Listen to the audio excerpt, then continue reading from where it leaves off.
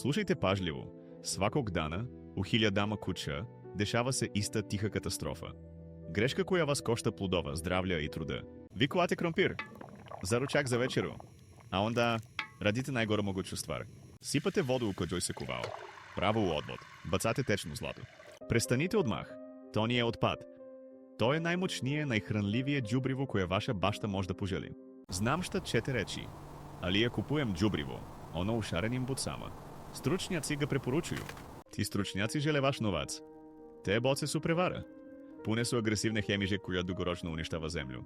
Оне праве ваше билке зависним, леним, неспособним да се саме боре. А решение вам ја све време предносим, у вашој кухинџи, бесплатно. Да разумемо биологију, што се заправо налази у тој прљавој води.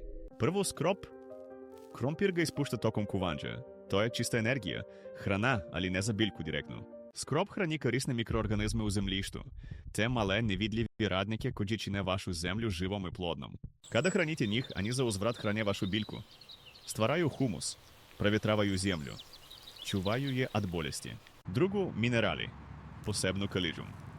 Клучен е за раст корена, цветање и формирање плодова. Без доволно калиџума плодови су мали, неукусни, деформисани. Цветови опадају превремена. Вода од кромпира е природна инфузија калиџума. Директно тамо где е потребна, у корenu.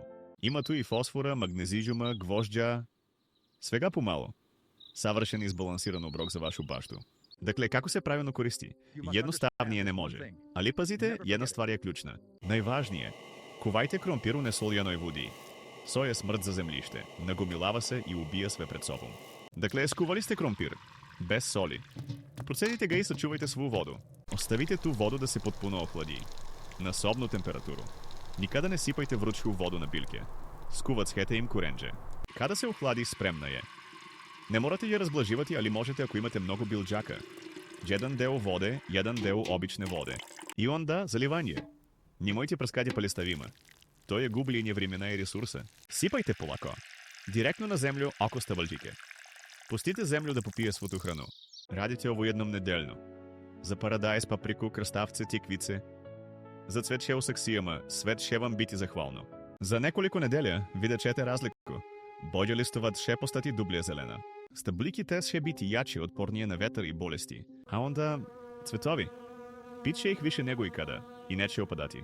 И на крају плодови. Круна ваше града. Бит ше вечи, сочнiji и пуни укуса.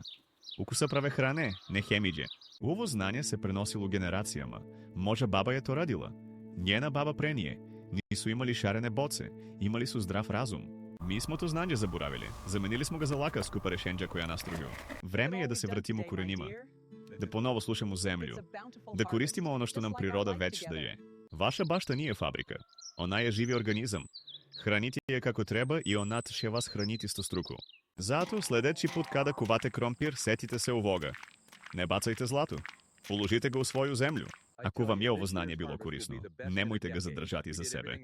Покажите ово онима којима е стало, поделите мудрост. Претплатите се на наш канал. Овде не продажемо магична решенџа. Овде оживљавамо старо знање за богато житво и здрав живот.